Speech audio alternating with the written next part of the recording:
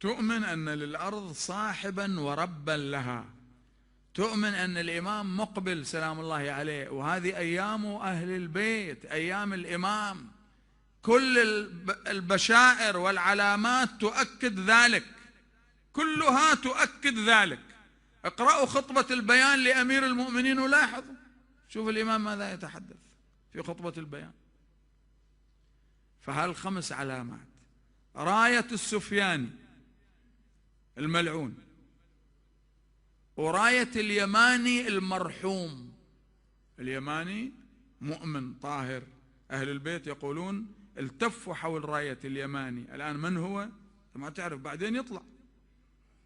وفي يوم واحد هذه الأمور كلها تحصل في يوم واحد.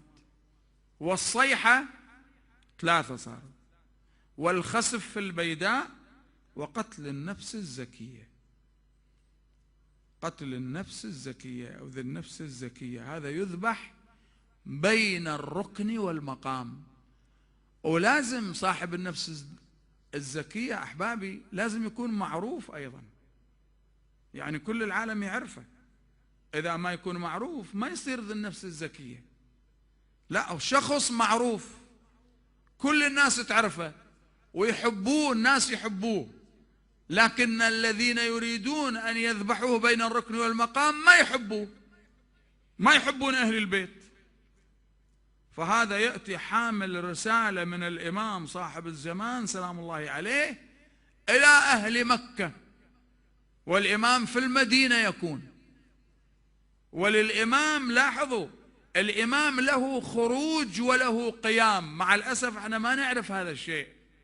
خروج الإمام وقيام الإمام أحيانا تختلط علينا الصور.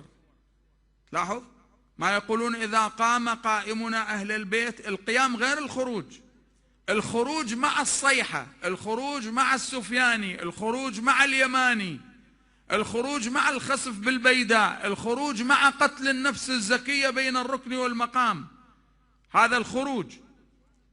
واستمع يوم ينادي المنادي من مكان قريب، يعني كل واحد يسمع النداء كأنه على بعد متر وين ما يكون في الأرض. يومئذ تلك الساعة يسمعون الصيحة بالحق، يوم يسمعون الصيحة بالحق ذلك يوم الخروج. اسمع، ذلك يوم الخروج. فالإمام يخرج ويروح ويذهب إلى مكة، ومن مكة ويذهب إلى الكوفة وإلى كربلاء ويذهب إلى المدينة ويتحدث، والعالم كله يسمع أنه خرج الإمام. لكن القيام غير الخروج، القيام يقوم بالسيف. ذاك اليوم إذا قام الإمام انتهت أبواب التوبة، سكرت التوبة وتطلع الشمس من مغربها. انتبهوا للقصة وين. فرق بين ظهور الإمام، بعض الناس ما يعرف، يقول زين يظهر الإمام والسفياني يلاحق الإمام وبالجيش يروح للمدينة يريد يقتل الإمام، هذا قبل القيام، قبل قيام الإمام، هذا في الخروج. وقتل النفس الزكية في الخروج. ولذلك الإمام بعد قتل النفس الزكية، هذا الإنسان الذي يقتل بين الركن والمقام النفس الزكية، بعدها بأسبوعين يكون القيام، ويغضب الإمام غضب شديد والناس تبكي، وراية اليماني تلمع في الآفاق. وتعال شوف هذه كلها. بعد ذلك الإمام يأتي إلى مكة، وهناك في نفس المكان الذي قتل فيه صاحب النفس الزكية، وهذا من بني هاشم ومن أهل البيت، وممكن يكون هناك خيط من الفتنة والاختبار، يعني على ظاهره الناس ما يعرفوا أنه من أهل البيت، لكن هو حقيقة من أهل البيت.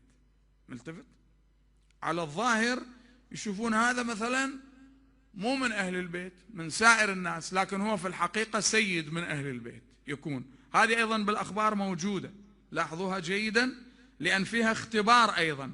لأن واحد يقول لا هذا ليس صاحب النفس الزكية، لأن صاحب النفس الزكية من بني هاشم وهذا ليس من بني هاشم، هذا نوع من عدم الإيمان. اللي إيمانه ضعيف يقول هذه الكلمة فيقع في مشكلة وفي ورطة فكرية. بينما المؤمن لا، يقول خلص هذا من أهل البيت من بني هاشم، فيقتل بين الركن والمقام، فيغضب الإمام غضبا شديدا.